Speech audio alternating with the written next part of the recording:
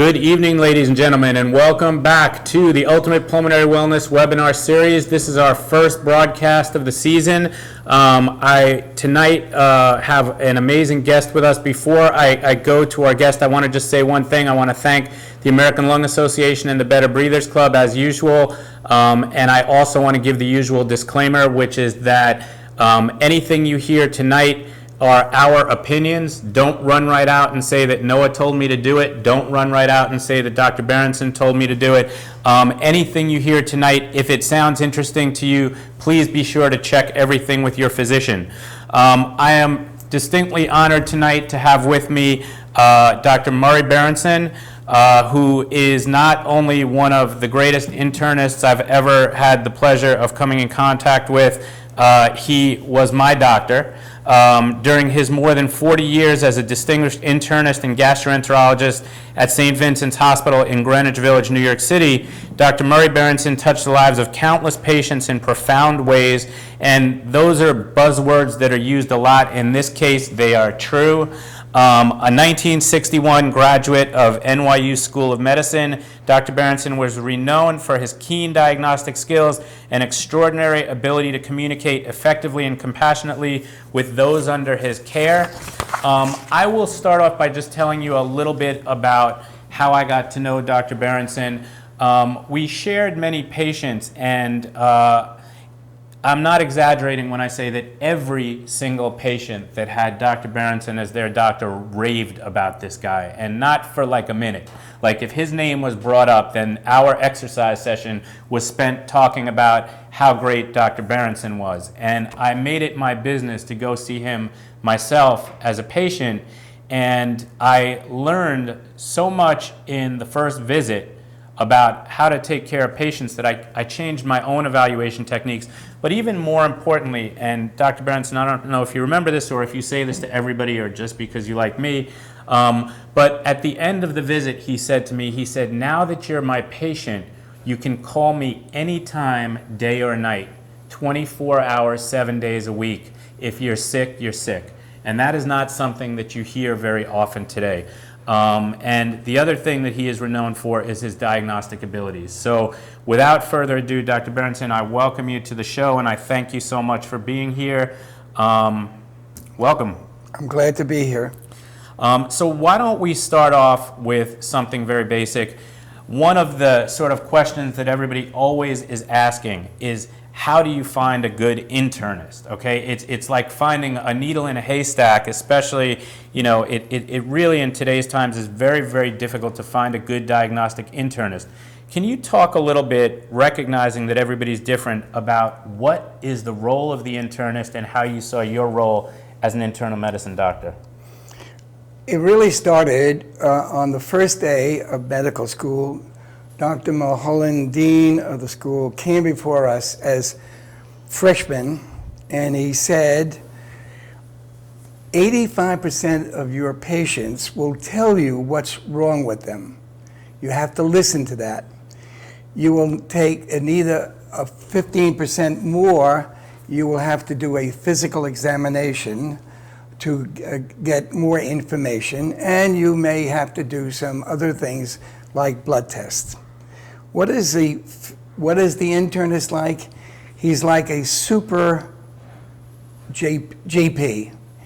In the days before I practiced, in say the 20s and the 30s, I went into my medical school in 1957.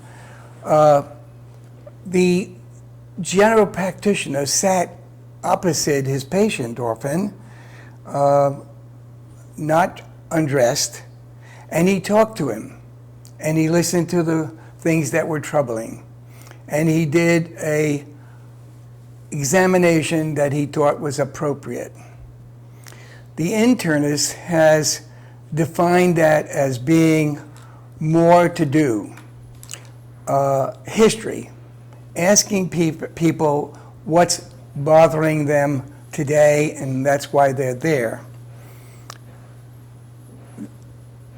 Patients often forget that there are other things because they have this one thing on their mind, And so in order to find out if there's something else going on or had gone on, we do what we call a review of systems. Ask them about arthritis, ask them about their heart, asking symptoms and signs that might indicate that something else was going on that may or may not be related to the current complaint. The physical examination is quite difficult, and when I became an intern, I decided that I had to be the best at doing the physical exam. Well, it's just like playing soccer or basketball. You have to do it over and over again, and that's what I did. Every time I saw a patient, seen in the morning, in the evening, the next time around if they were in the hospital, did the same examination to make sure that I was getting better at doing it. When you take that as the most important part and put it together, it helps you to lean in certain directions. This sounds like heart disease. It sounds like he's got some trouble with his stomach. It sounds like maybe he is not sure, so I have to ask some more definitive questions in order to bring it together. There are things that are important in the past life other than symptoms and signs. Family may be contributory to what's wrong with the patient at the time. Previous blood tests that may be done. The patient smoked. The patient was drinking too much alcohol. And we always went by the thing, if they told you they had 2 drinks a day, it was probably 4 to 6. These were acceptable, whatever you want to call it. And then there was also prior illnesses and medication that they may be taking that in fact were the cause of the present illness for something he was given or she was given 6 months ago. So it takes a lot of time, and what that all amounts to is listening and then communicating. And the listening means that when the patient is in front of you, you're looking at him or her all the time, because their expressions, their facial expressions, sometimes reveal more than their words. Patients do not read the textbook of medicine. What they used to do was they read the Reader's Digest, and they'd come in and they'd tell you what they read in the Reader's Digest, and now they watch TV programs or programs that advertise drugs. Why am I not on this drug or that drug? And so those are questions which we have to answer. The current problem partly is the health maintenance organizations, the HMOs, which sort of lay down the rules, which were different from what we learned or what I learned and what I developed as my principles in taking care of people. Health maintenance organizations tell the doctor, you don't have to spend more than 6 minutes on an exam, which means that 3/4 of the exam is to be ignored. And the total time for learning about a patient, which you won't learn on that first day, everything, but you can only spend another 24 minutes, so a half an hour is more than enough time to set the standard of what the patient is like. On average, I think that I spent at least an hour.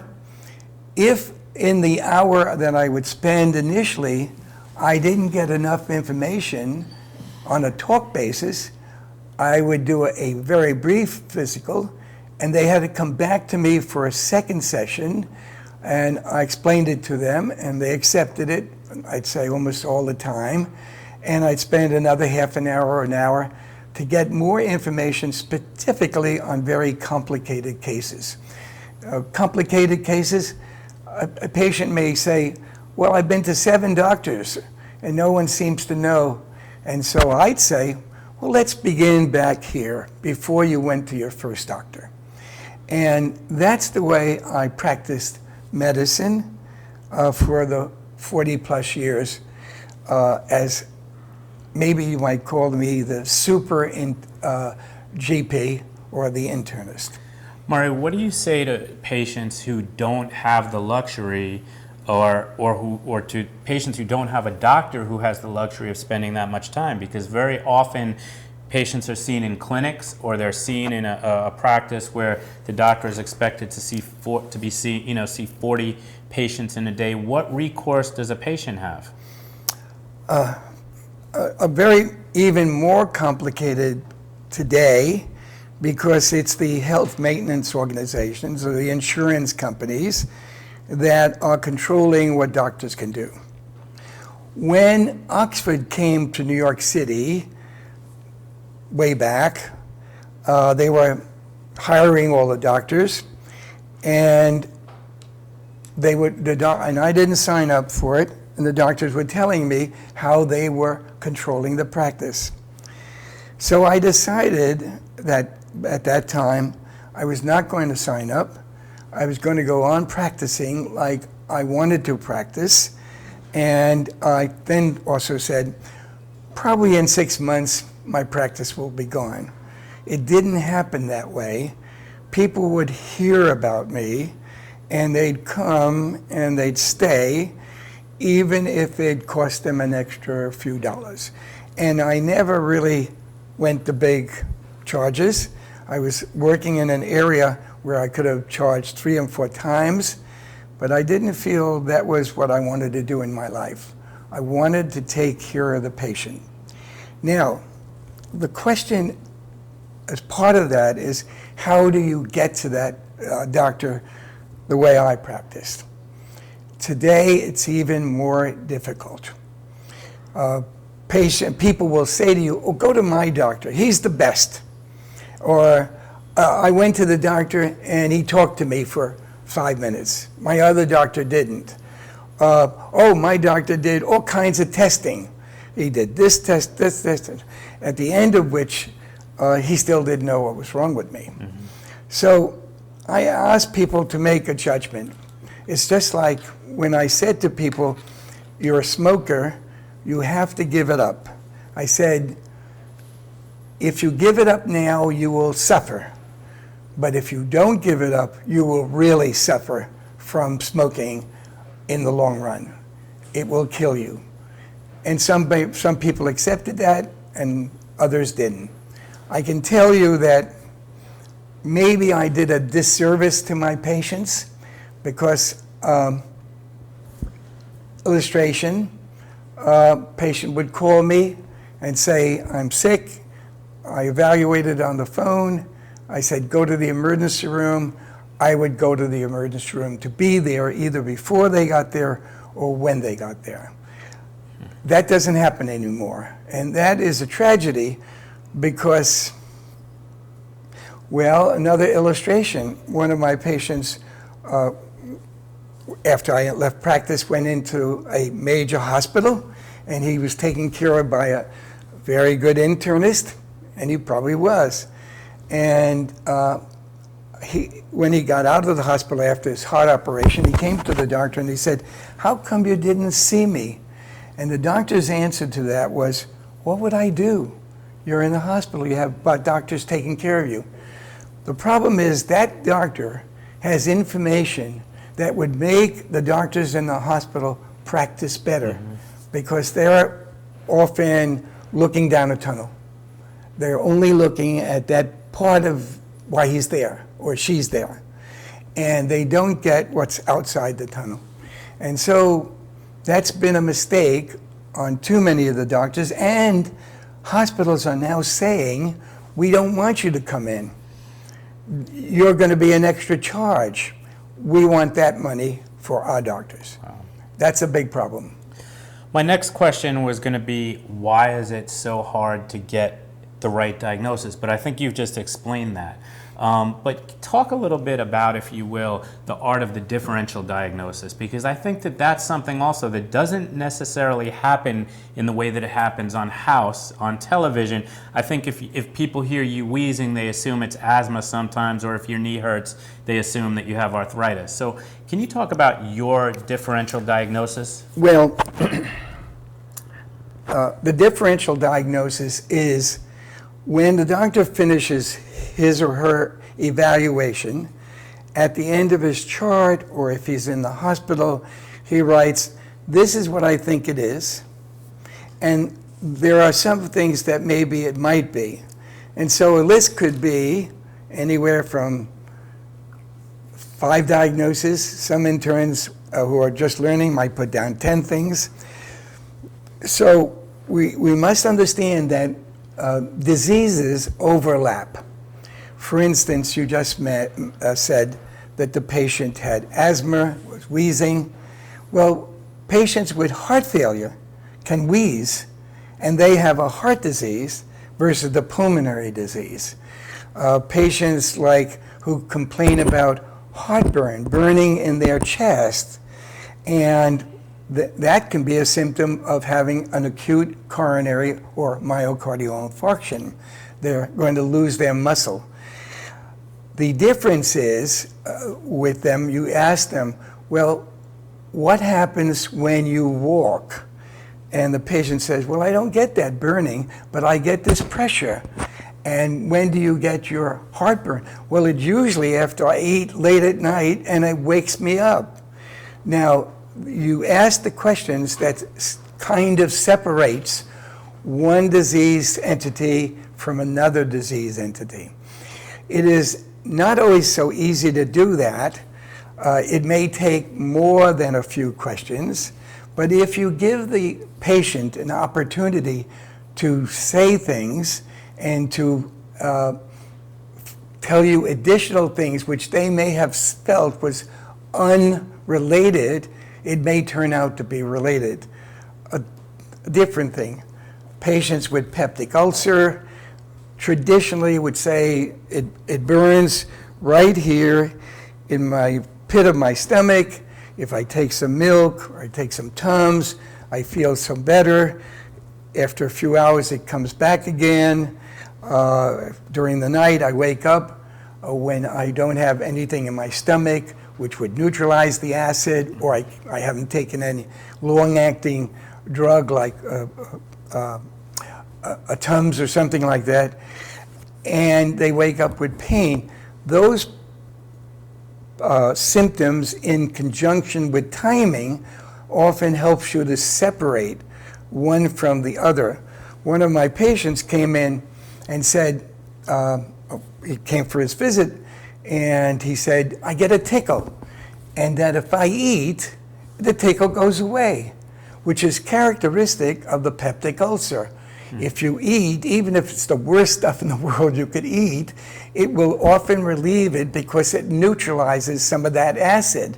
But as soon as that movement, that food moves on, the acid comes right out and you get the symptoms again. So these are clues to what may be happening in the difference between one disease and another disease. Now you're talking about, basically a lot of stuff between the neck and the belt. And, Right. We talk about this all the time because we have a lot of people with cardiovascular disease, we have a lot of people with lung disease, and a lot of people have GI disorders. So how is a patient supposed to know, when we have a broken rib, or when we've pulled a muscle, or when we have GERD or pleurisy, or when we're having a heart attack? I will often be online at night and I'll see somebody at 2 a.m. post something that says, having difficulty breathing and pressure in my chest. So as a patient, and it's not our job to be the doctor, but as a patient, how do we know when we need to do something immediately? Okay. When do we have a week, and when do we have a month? Okay. So the patient calls you, 50 years old, maybe a male, and he says, I woke up with a feeling of pressure in my chest. And I say to them, where is the pressure? And they say it's right in the center. And does it stay in the center? No, it fans out a little bit. Does it go anyplace else? It may go up to my jaw. I feel something in my left arm at the same time. I said, how long has the pressure lasted now? It's already 15 minutes and it's not any better. I said, get your toothbrush and go to the hospital immediately. Those are the signs and symptoms of an acute evolving heart attack. Now, a patient wakes up in the middle of the night and says, I have pressure in my chest, but there's a funny taste in my mouth. Have you had that before?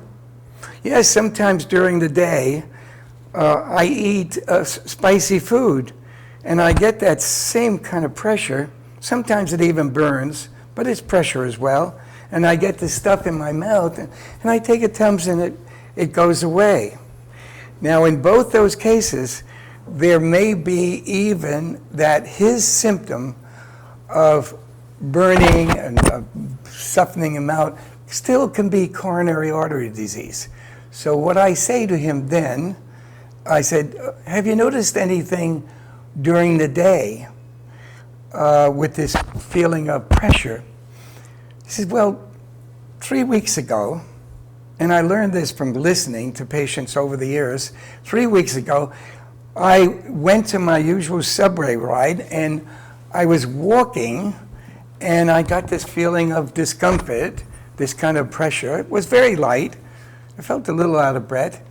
I stopped, it seemed to abate a little bit, and then I went on. And I got in the subway, walked up the stairs, got in and it all went away. And I said, did it happen again? Oh, for a couple of days, and then it went away. Typical of the pre-coronary occlusion or myocardial infarction, because it was on a few days before. And many times patients, when you ask them the review of systems, they will say, oh, I had something 3 months ago like that. I got cramps, I had some diarrhea, I was constipated first, and it went away.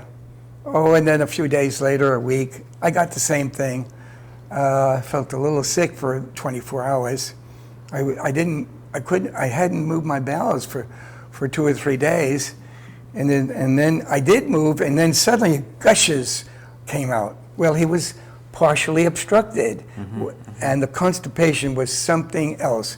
It might have been cancer, it might have been diverticulitis, but he was backing up, and all the fluid that comes down through the GI tract, it actually is 20 liters of fluid are produced in the GI tract from the mouth all the way through the stomach, through the small intestines and the large intestines.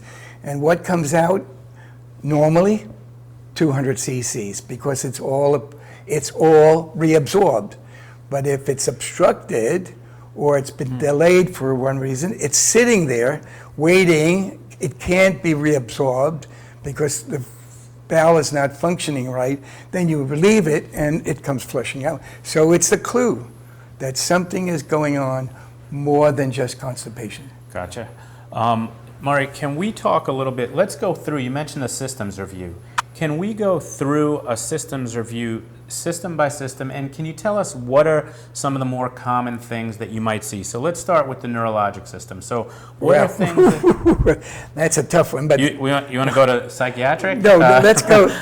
What you choose the system, or tell us how you would do it. But if we could go system by system in the same way that you went through a systems review with me as your patient. And can we tell our viewers what are the things that they need to know and be aware of? Well, one of the things I did was the musculoskeletal system, which means arthritis, muscles, also skin, and a part of that, but I want to reserve it for a minute. For instance, people will say, I woke up one day with my big toe burning and painful. I didn't know what to do with my toe. Well, it's typical of the gout. Gout. Now, if a woman works up with that, that's very atypical for her, because in men versus women, 10 men get it to 1 woman, but women do get it. Okay, now talking about muscles. You know, my muscles hurt.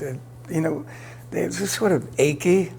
And I asked them, well, when you push on them, do they hurt? It's tender. Oh, maybe you have myositis, meaning inflammation of the muscle. No, it doesn't hurt. But, you know, I don't have as much strength in that muscle group anymore. You know, when I shower, and my arms get very tired. So that could be from the neck, it can be from the muscle, it can be from the vascular system. So you have to work on trying to separate. People will tell you about, you know, I was a great walker. I played this game and so forth. But nowadays, when I walk to that subway, I get a feeling in my calf and it hurts. I said, what do you do? I stop. I stop. So what do you do then? I walk some more. It hurts again. So I stop again. I said, well, what would happen if you walked, stop, walk? He says, sometimes it goes away. So it sounds to me like it might be peripheral vascular disease. Claudication. Yeah, and so then you have to see the patient because there are testing that you want to do. But before you go on, with that in mind, a lot of people complain about muscle cramping. Yes. Which is a little different than claudication. I mean, Right. particularly at night. Yep. What are the things, I mean, the things that we typically will hear are dehydration, electrolyte imbalance. What else do people have to know and what can they do about that? That list is awfully long. Just give us the first 100. Well, you know, we talk about they're dehydrated, but they may be low in potassium and in magnesium. And what are you talking about? I eat regular and so forth. But they might have a potassium losing situation that they're not aware of, that they're losing through their kidneys. And their kidneys may be perfectly well according to the numbers. Well, my doctor says my kidney function is normal, but he's not talking about the function. He's talking about 2 tests that are in the normal range, but that's not necessarily normal. And there's way to tell. If you did a blood test and you found that their potassium was low, then it takes on a whole new ballgame of things that you have to study in terms of potassium. And magnesium the same, sometimes calcium. Sometimes the patient is anemic. They're low in, and anemia covers a lot of different things. The lack of iron, they're bleeding and they can't tell, so their total red cells are going down and they're starting to get symptoms. They could lack B12 and that takes a long time to dissipate. You have enough B12 in your body, stored in your liver, to last for 2 years. So during those 2 years, you may not had a low enough level to produce the symptoms. But there comes a time when, if the B12 is not corrected, it reaches the level of being now influencing your body. And B12 is not only useful for the red cells, it is important in function of the intestines, it's important in function of the brain, the spinal column, the spinal cord. It has a lot of ancillary infections, functions. So should everyone be taking B12? No. Okay. But it's worth a bit of a story. And I'll try to be brief. He's 26 years old. He comes for a physical, and he says, "Doctor, I'm so tired." He's 6 feet tall. Looks like he could be in a fight game or a linebacker or something. So I examine him. He's got nothing to find. So I did what's usual. We do a series of blood tests, and we do his cardiogram just to be sure. And then we'll think about the chest X-ray. 4 hours later, he calls me. I'm having chills, I'm feverish, and I feel awful. I said, come to the emergency room. He gets to the emergency room, and we draw blood on him, some of the routine again. And I call the people at the laboratory, and they say, he's got a blood count where his hemoglobin is like 4. Normally it's 15. His hematocrit is 17. It's normally 38 or 40. And his white cells are very low. They're normally 4,500 above. Call our laboratory, it's the same thing. And then he says to me, the white cells look very peculiar. So he's got total anemia plus white cells and so forth. So I called the hematologist because he could have leukemia. And we do a bone marrow. He's got B12 deficiency. At 26, it normally occurs around 70.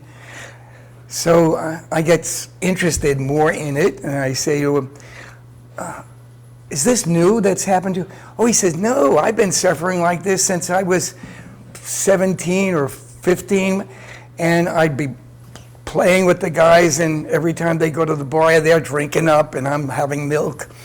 And then after 6 months, I go to my GP, and he says, you need a B12 shot.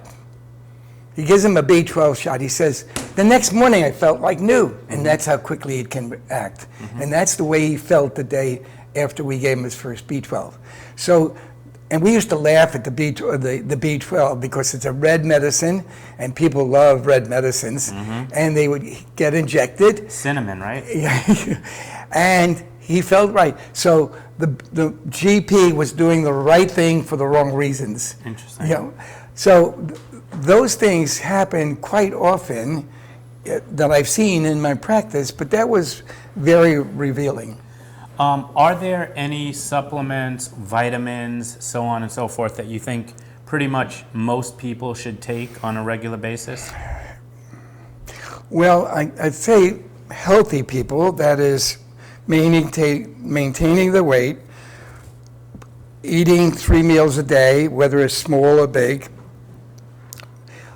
feel well, they probably don't need, as long as they have a distribution. Vegetables, fruit, some chicken. I don't push anymore for any kind of steaks, although that's got a lot of iron in it, and it's useless iron anyway. It's not absorbed very well. Chicken's all right, but it depends partly on what their diet is. Now, if they tell you, well, I'm so busy in the morning, I go down to the office, I get coffee and a bun. Sometimes I don't eat lunch. In the evening, well, it depends. I may be working and I'll send out for some hamburgers.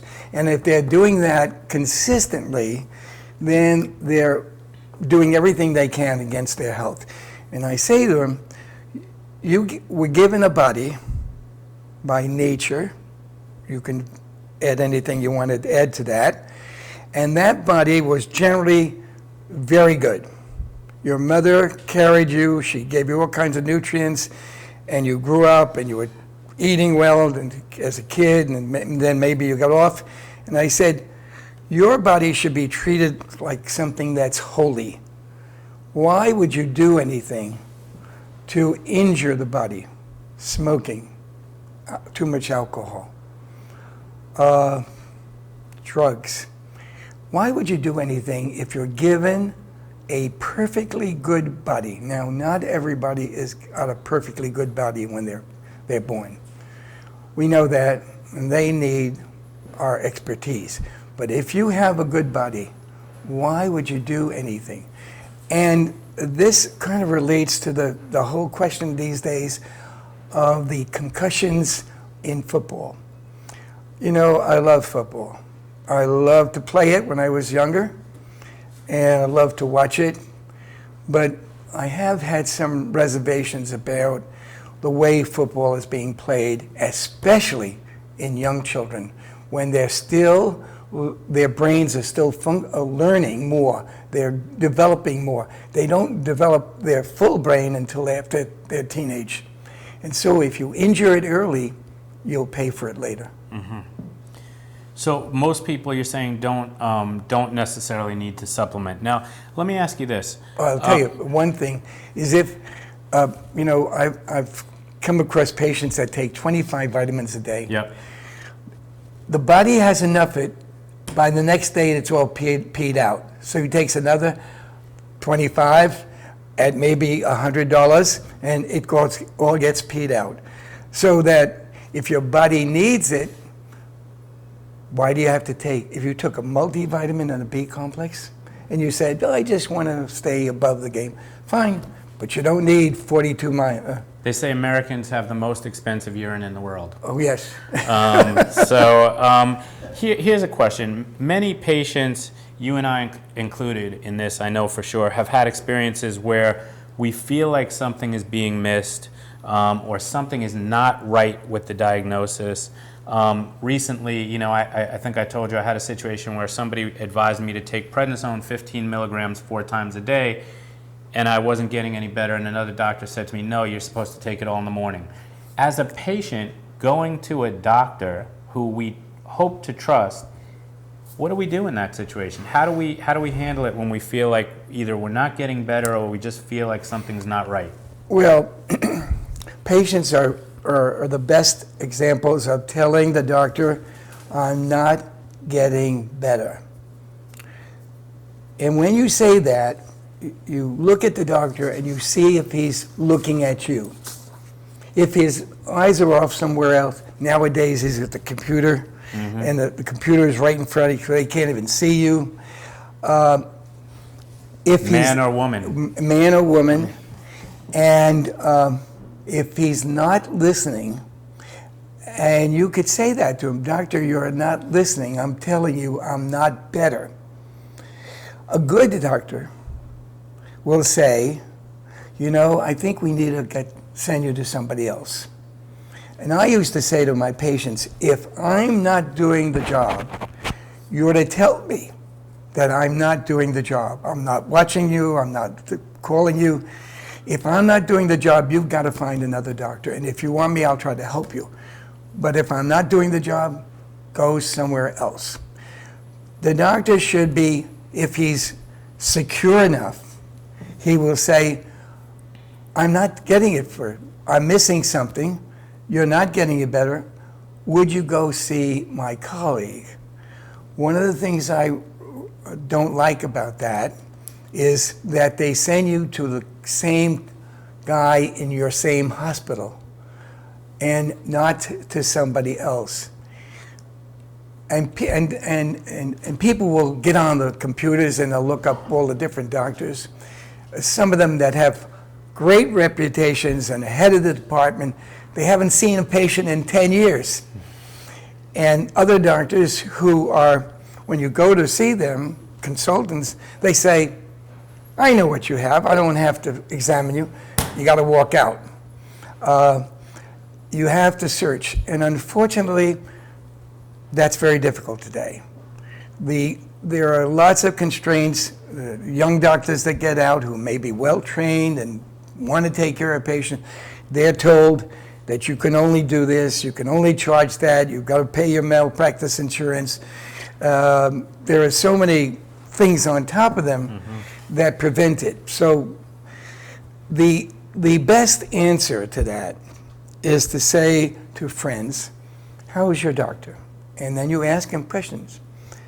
Does he look at you? Does he listen to you before he says, I know what you got? Does he call you? And those questions help you sort of speak to maybe find the doctor you need. It is very difficult because most of my patients that I communicate now are still looking for the doctor. It's very hard to find a good internist. Remember that I have an ego, and I like to think that it's worth it, but you remember that I have an ego.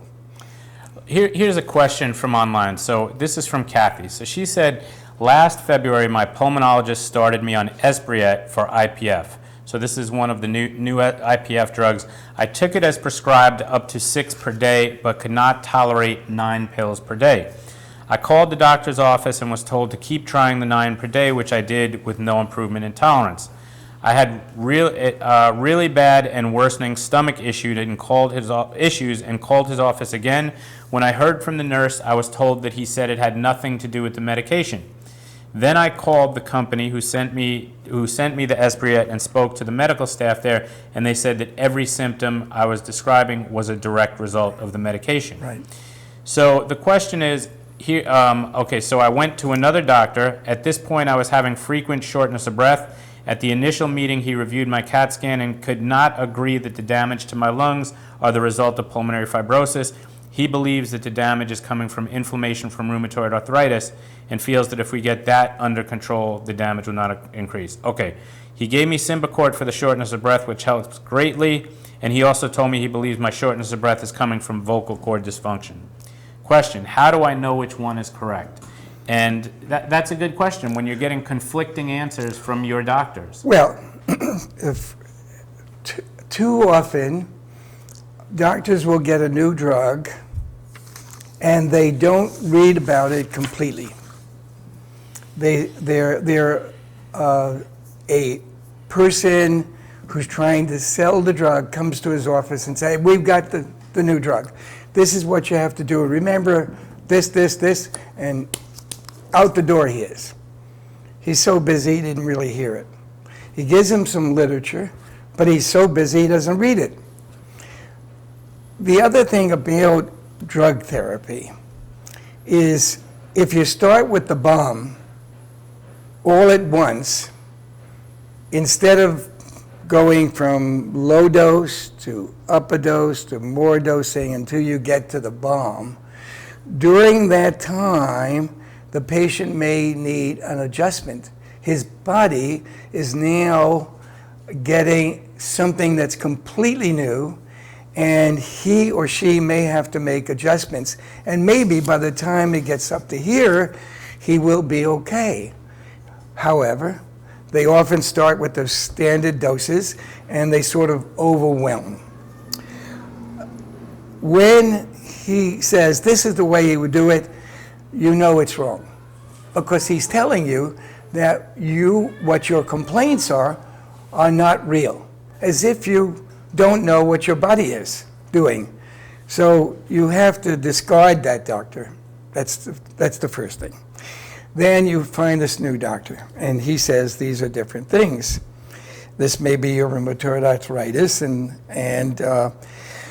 he gives you a drug that relieves some of the shortness of breath, and he wants to do some more.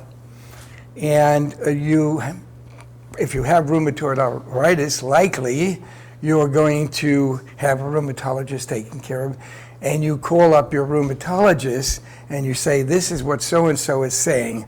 What do you think about it?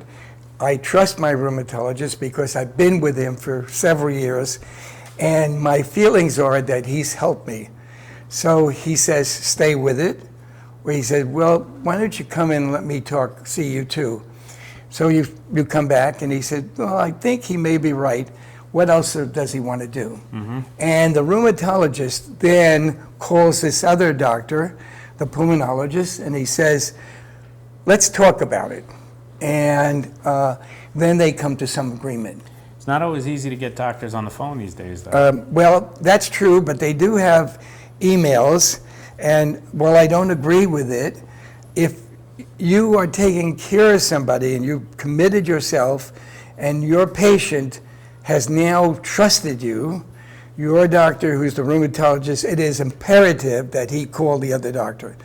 If the other doctor doesn't answer, the new one, then you say, I'm troubled by this. And then you may have to work on a new doctor.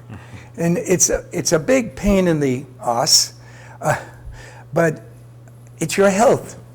So a little bit about me. I was diagnosed I'm 74 years old at the time. I've been a football player, basketball player, baseball player.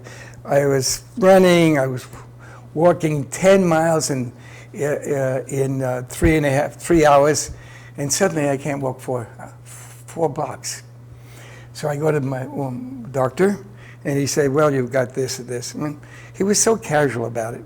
So I flew out to see the guru at the Minnesota Heart Clinic and spent 10 hours doing the testing. You could tell that I was getting superior information, and he made confirmed the diagnosis, and he told me what I had to do. So then I went to I came back, and the doctor I'd seen had forgotten. They were very complicated, but people should trust their intuition. My doctor is the best doctor in the world, but she doesn't know that he hasn't been to a conference in 7 years. Mm-hmm. And you don't always have to go to conferences, but he hasn't, or he doesn't go to the conferences at the hospital, or he doesn't read. So he's a good doctor because he listens, but he's not up to date. And maybe he just doesn't understand some of the newer nuances. Mm-hmm. And so, trust your intuition. And don't be afraid to look elsewhere. Oh, no.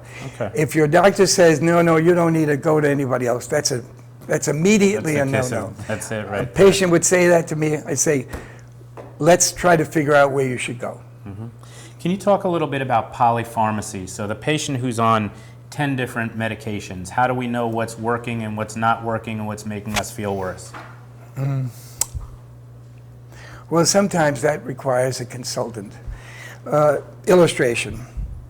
Patients will often go from doctor to doctor to doctor, and they come into the emergency room comatose, and they've got a bag.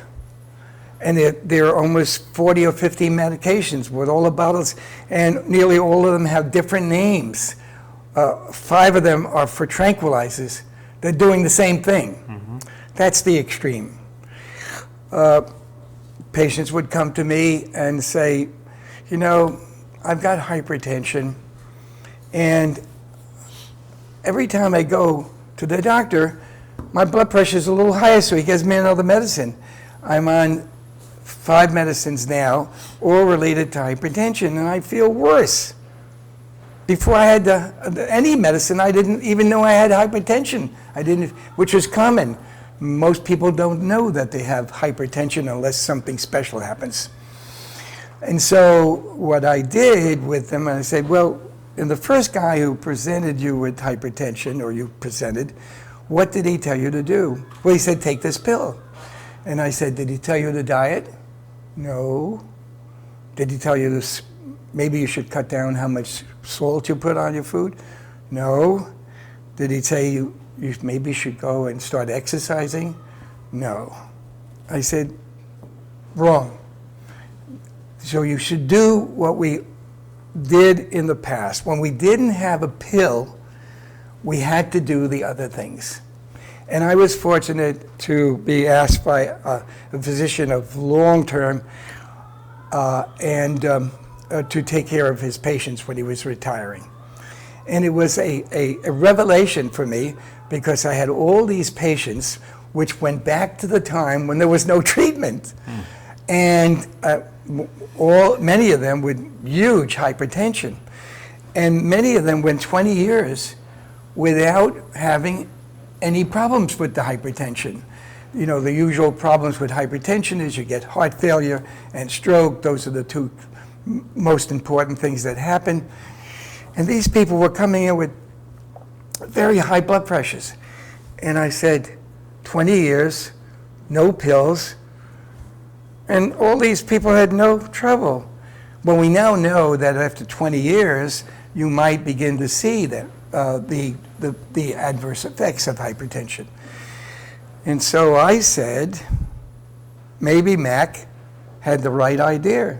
He talked to them about doing some exercise, get rid of that belly, and he would push on them and push on them. Some listened to him, some didn't.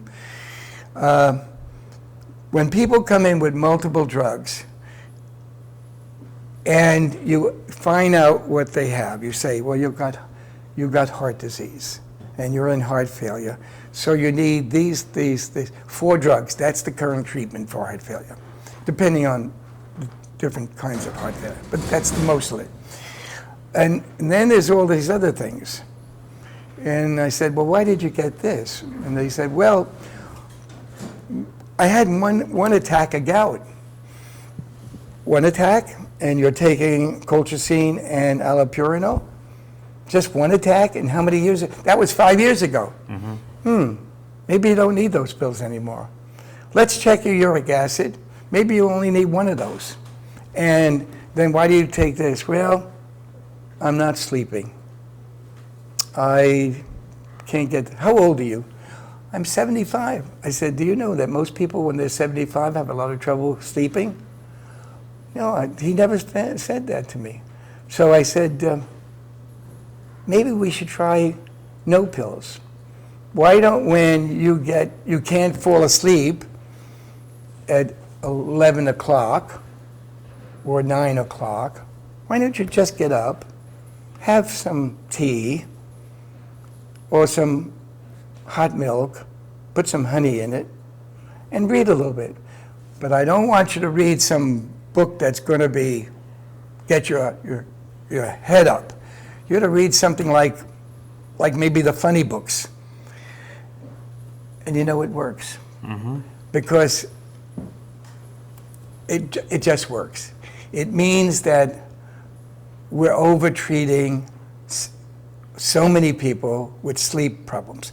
Now, some of the sleep problems are due to something called sleep apnea. And I must admit, at the beginning, I wasn't sure about the concept of sleep apnea. But as I looked at it and listened to patients and read some more about it, I began to see how sleep apnea can affect your blood pressure, your heart, your feet, that restless syndrome. And I said, I'm going to start studying that, and began to see people. My own wife was having that. She was snoring up a storm. I had to go outside, and she was falling asleep during the day. We were riding the car, and she go, and I tell you, I think if you look at the Pope today, he was falling asleep several times. He was going, and then he'd wake up. That's typical of the sleep apnea type patients. And he did it several times. And I said, the guy's probably so tired, but I would suspect he's overweight, and you say he may have some lung trouble. So that may be a contributory. And you can just look at people. I go and get my car fixed, and here's this guy. He's got a big belly, typical of the sleep apnea. And he's waiting for his car. And I said to him, I don't like to interrupt. I don't know who you are, but I'm a retired physician. You might have sleep apnea. He says, I have sleep apnea, but I couldn't tolerate the mask. And I wouldn't go back to the doctor. I said, you know what sleep apnea does, don't you? What does it do? High blood pressure, stroke. How would you like that? He says, I'm going back to the doctor. That's where I used to stop people in the street who were smoking. And I'd say to them, suffer now or die suffering. And some people it affected, and some people just can't stop smoking because it's so addictive. But if you don't say anything to people, they won't do anything. Two young ladies came to me in my practice, and they were drinking an awful lot of alcohol. They were 19 and 20. And I talked to them, I said, this is too much alcohol. And they talked about getting drunk and waking up in the morning and throwing up, typical of the alcoholic gastritis. And I said to him, it's too much alcohol. Is this the way you want to live your life? And both of them moved to California, called me a few years later and said, I'm in AA and I don't drink anymore. And I feel very good, thank you. And traditionally, doctors do not talk to their patients about alcohol. Or lifestyle change in general. Or a lot of different things. And they didn't talk to them because they didn't know how to talk to them. They didn't know how to listen to them. And they often felt very uncomfortable, probably because they were smoking or they were drinking.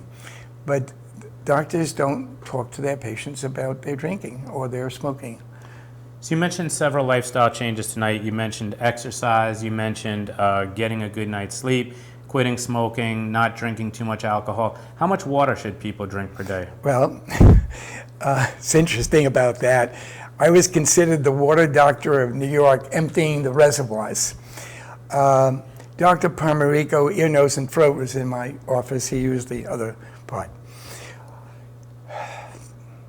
Early practice, I read a paper on the rats being given lots of fluid and who didn't get urinary tract infections, and rats who did get it and they weren't giving it.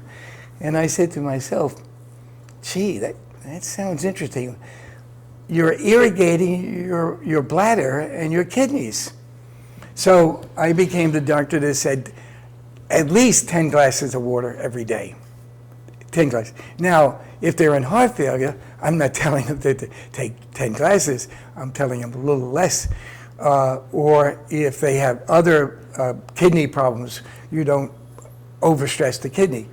But most of the time, if you take fluids and you irrigate your kidneys and you irrigate your bladder, and you will less likely get infections. Men get infections because they're instrumented when they're looking for when they come in and they have to have surgery. They put a Foley catheter in, and too often they go home with a urinary tract infection. Women get infections because of first-time sexual activity, then sitting around in bathing suits.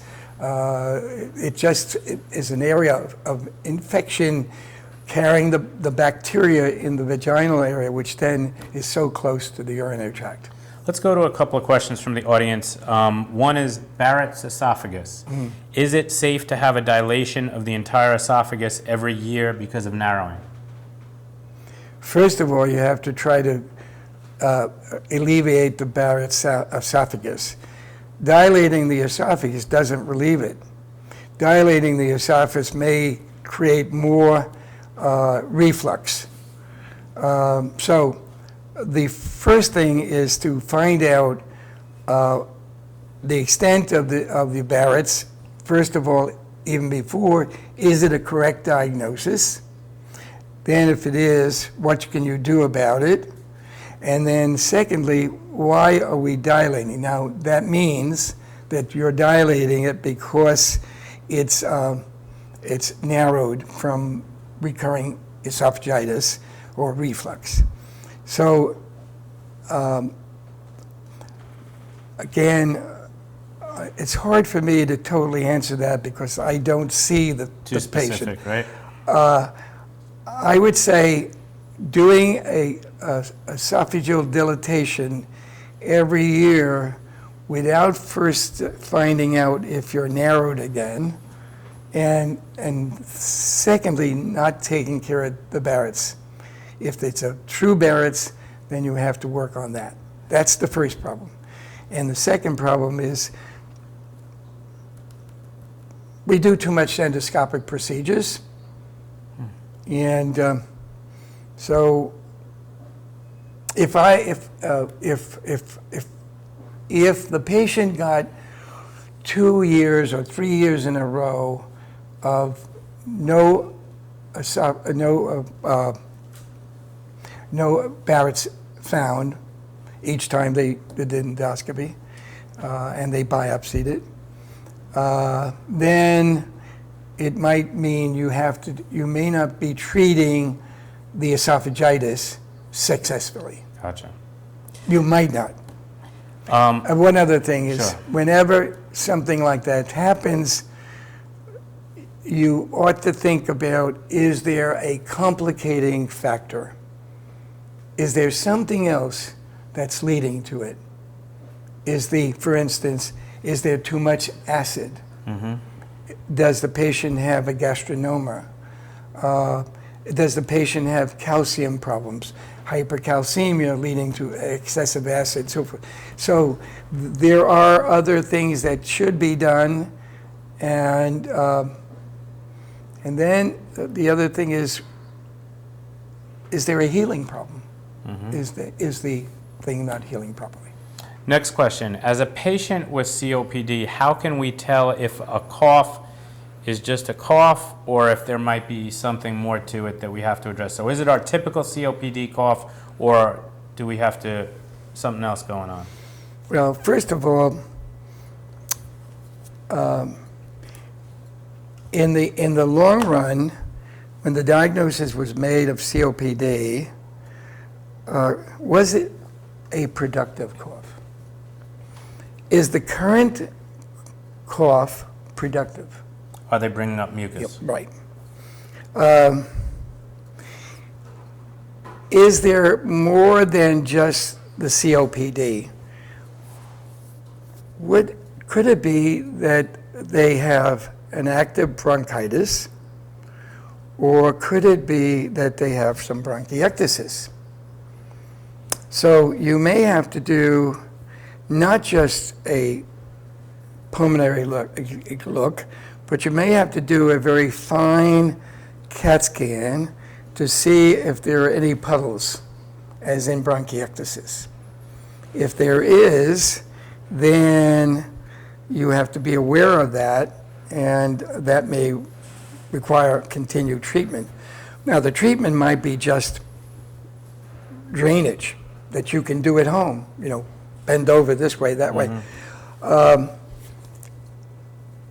When people have a cough, I often say to them, do you feel it down here in your chest, or is it only here? And they will say, oh, it's only here, Murray. It's right where my larynx is. So then you say, well, is the larynx all right? Maybe that is not related to the COPD, but it's all up here. So you may want to have an ENT man look at the larynx, and maybe the cords are not working. Or maybe there's a little bit of tumors on the cord, polyps. So I always use two things. Now, how long is the cough going on? How did it start out? Did you have an infection, runny nose, postnasal drip? Were you achy for a few days? Oh yes, that all went away. But then I was left with the cough. Do you wake up during the night feeling that stuff dripping down? So maybe it's the drip that's going. Maybe you have to treat the nasal problem rather than this problem. So the mucus could be coming down from above and not coming up. And there, I always say that people have any disease can have another one. Right. And it may be complicating the one. Right. With that in mind, here's a question. I have MAC, COPD, bronchiectasis, Sjogren's, and gastrointestinal problems. For the past 3 years, I've been experiencing moderate to severe rib pain. It's getting worse and is affecting my life. Been to several specialists, but no one has a definitive answer. Had steroid injections twice, which didn't help much. The only thing that brings temporary relief is taking 2 extra strength Tylenol along with 1 Donatol and 1 Xanax. I'm at my wit's end. Any suggestions? What was he's having, what was the? So MAC, COPD, bronchiectasis, Sjogren's, and gas and GI problems, moderate to severe, quote, rib pain. Okay. It's getting worse and affecting her life. What he has to do is, if it's rib pain, where is it? Is it one side? Fine. Has the doctor tried to find the rib or ribs that are in a problem? Now, it's been going on for how long? 3 years. Okay. So the chances are it may not be infection, but maybe the doctor has to focus on an x-ray of that rib or two ribs to focus in on that to see if there are problems. A long-standing 3 years are not likely to be a cancer. Yes, it still could be a low-grade infection. So you might have to say, which of the ribs, let's focus on x-raying that. You might need a MRI of that particular area. You might need to have a PET scan to see if we can really focus on it being the ribs. Now, if your doctor says, does it hurt? Oh, yeah, it does hurt. Wait, how close is it? Could it be that he has costochondritis? Mm-hmm. And so if it's closer to the sternum, where the costochondritis can occur, you may have to treat that instead of all these other things. Now, he takes Donatol, which has got phenobarbital in it, and it's like a tranquilizer. He takes, what else?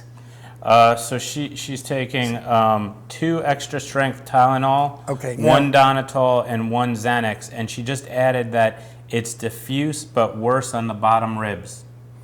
The bottom, where it's way out here.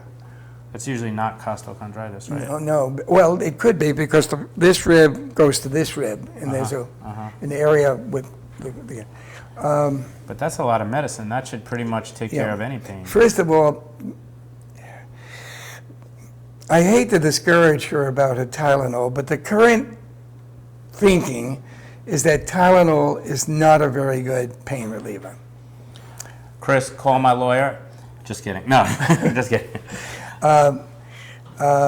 They've been studying it for some time. Tylenol seems to best affect the headache, but otherwise, it's a question. I'm not telling you to cancel it because she's getting some relief, but I would look at the 4 drugs she's taking. She's taking Tylenol, Donatol, Xanax. Xanax. Yep, that's the 3. Okay, 3. Now the Xanax is a tranquilizer of some sort.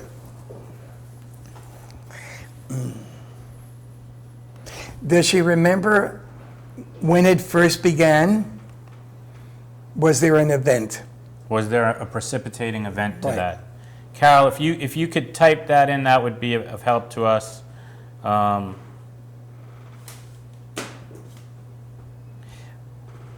We may not hear right back, but Right. Let me run you through a couple. Okay, so yes, bladder lift surgery. This is really challenging tonight, Murray. Bladder lift surgery. Well, it's a little far out, but remember the bladder is attached to the kidney and through the ureter going to the bladder. That kidney actually is on the left side as is on the right side, and on the left side is also the spleen. So we'd have 2 other organs that may be indirectly affecting your pain. So I think that should be injected into the conversation with your doctors. Let me ask this: what doctor? Who should she see for that? What kind of doctor? Oof.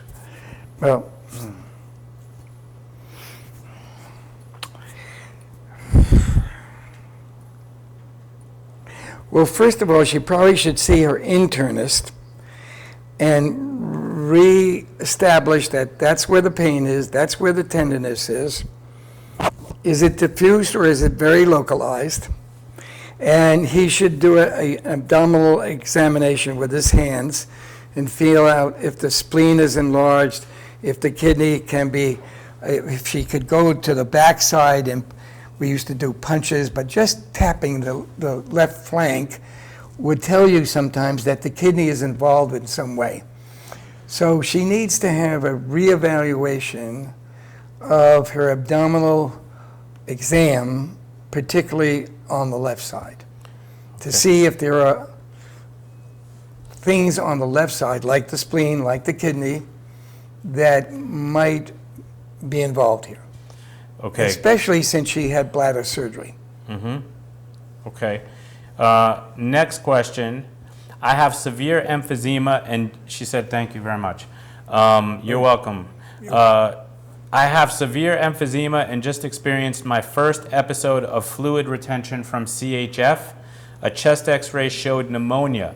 I had no symptoms of a cold, no aches, no runny nose, no cough, sneezing, aches, pains, or any other symptoms. How could I have gotten pneumonia without getting a cold or the flu first?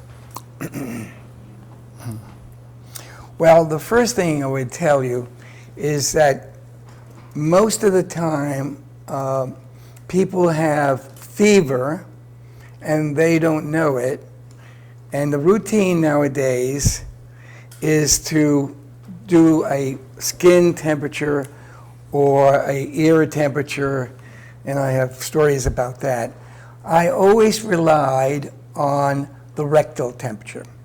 Now, the rectal temperature is not indicated, is contraindicated in people who have cancer and lymphoma and who are on drugs that lower their immune system.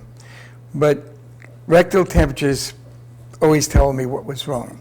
And what I would tell the patients, get a thermometer, which may be very hard these days, and take her temperature every 4 hours for 3 days. And if it's below 100, then the likelihood is you don't have a temperature and maybe not, as well not an infection. Now,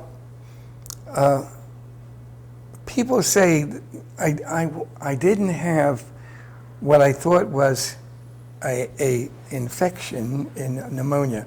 Now, she has emphysema, and does she have any bronchiectasis? Good question. She does not mention bronchiectasis. Does she have bronchitis? No, she does not. No bronchiectasis, and I'm thinking no bronchitis. Okay.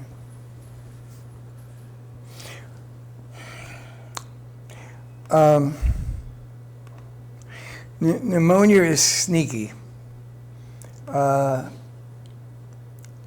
Is she underweight, somewhat debilitated by her emphysema? Karen, are you underweight? She says she has a bicuspid valve, but we all do. Yeah, but you have a bicuspid yes, valve. she is underweight. How much underweight? Well, you're hearing Karen, so how much underweight are you? Guess. Or how much weight? Slightly.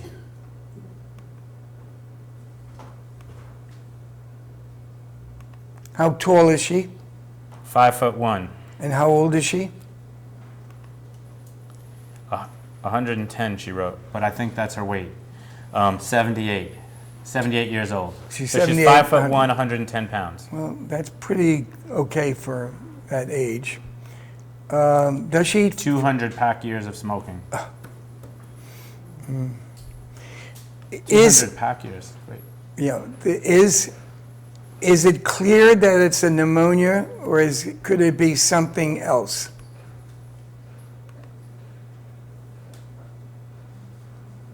I would suspect that it might be something. She said it cleared up with antibiotics. So, and sorry.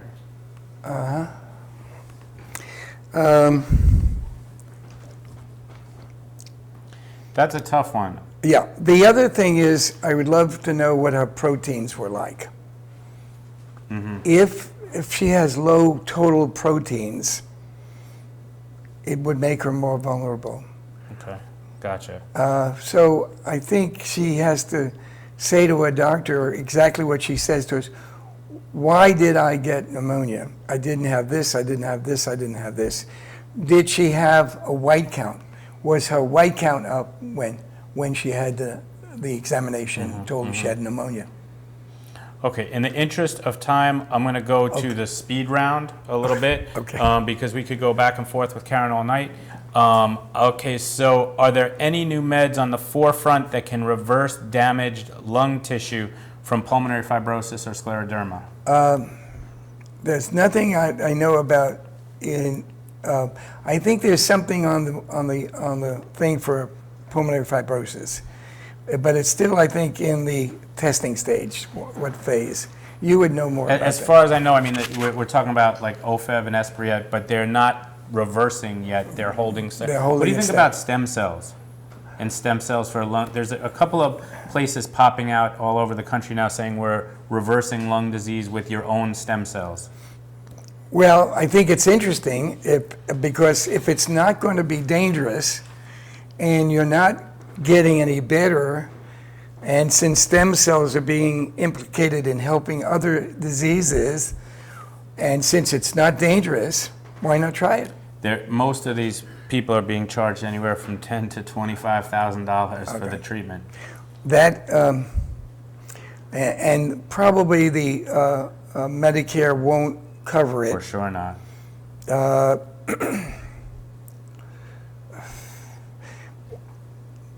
Too new, right? I mean, don't you think if stem cells were really working, it would be done in every hospital as opposed to just in 4 No, centers? because they'll charge phenomenal amounts of money. Oncology treatments for cancer therapy now are ranging from $120,000 a year to $250, depending on your cancer and the so. And in this society currently, saving money is causing lives to die. And quite frankly, sometimes we keep people alive beyond what they really want to live like. So that your last question to me was this business about End of life decisions. Yep. And everybody, I don't care how young or how old you are, and the young should be as well. The doctors should say, tell me something. If you're 18 and you're in a car accident and your brain is dead, do you want me to save you? You have to decide that. If you're 78 years old and you've had a good life, you say, grandchildren are growing up, so forth, tell me, doctor, what would you do if I suddenly came in here and I've got cancer all over the place? Push your doctor to get some understanding and ask your family. Get your family in, and I don't want you arguing with me when they tell me I've got cancer all over the place. I want to die. I want to go on. However, a small story. Can I tell it? Absolutely. Vincent, 80 years old, was a patient of mine for at least 20 years. He'd been widowed for at least 10 years before I met. So he was widowed 30 years. But Vincent was chronically low depression. However, Vincent he had 3 gals across America that he was helping out. One real estate, one this, one had a son in jail. And he would go and fix their things as they needed. Vincent, one night, woke up with chest pain, and instead of calling me, he went into another hospital, which was close by. And the 3 gals showed up, and they called me, and they're killing him. So we got an ambulance. We brought him to St. Vincent's. Hell of a time. He got pneumonia. His kidneys failed. His heart attack. We had to take out his gallbladder. And he kept getting better. So finally, 3 months, I'm sitting at his bedside reviewing his medicines. And Vincent said to me, "Why did you save me?" So I'm sitting, wow, what am I going to tell him? So I said, Vincent, everything that was happening seemed that we could get you better. And look at it, you're going home. And the 3 gals were there to pick him up. 1 year later, he got married to one of the gals. They chose up sides. So, those things happen. And making those final judgments are not a piece of pie. But as you get into the practice and you develop trust, and people would say, Dr. Berenson, I trusted you and you got me through it. And it was the trust I had in you. And if something was not right, I'd go at it and go at it. And if I couldn't get it, I sent somebody to it. There were times when it was very hard. But I committed myself to take care of people, and I wasn't going to let up, no matter what HMO came. I think that's a great place to stop. Dr. Berenson, thank you so much for being here. Again, Dr. Berenson is really old school. You don't find a lot of doctors like him. If you find one in your life like him, you're lucky. So it's been my honor to have you here. I thank you so much. Can I tell you one other thing? Absolutely. I have a program that the medical school, NYU, has honored me. And the program is to start teaching doctors in the medical school before they get to be interns or residents, and to go on and teach the residents and interns how to better listen and how to communicate with patients. Over and over again, my patients would say, he wasn't listening. And I said, he's a good doctor. And I call him up and I say, you weren't doing your job. And then they go back to him and they say, what did you say to him? He's a completely, you have to be responsible for your patient even when they leave your office. And that means we have to teach the doctors in training and in medical school, beside the biochemistry and the pathology, that patients need someone to listen to them and to talk to them and know how to talk to them. So that's what we're trying to do. Thank you very much. Okay. It's been a pleasure. It's been a pleasure myself. Ladies and gentlemen, next month we will have Joan Reibman, MD, who will talk about asthma, allergy, and environmental factors that affect people with respiratory diseases. That will be Wednesday, October 21st. Thank you very much to the American Lung Association, to the Better Breathers Club, and thank you for tuning in. Happy holidays, Happy New Year to those that are celebrating. And we didn't really mean what we said about Tylenol or the Pope. Have a good evening. Ooh, I'm glad it's over with. That was great. Thank you. That was wonderful. That was really perfect. So. You think I did all right? Wonderful. Amazing. Yep. Absolutely amazing. That's what we needed. Oh yeah. I don't want to go home with it. We'll know what you're saying for the rest of the night.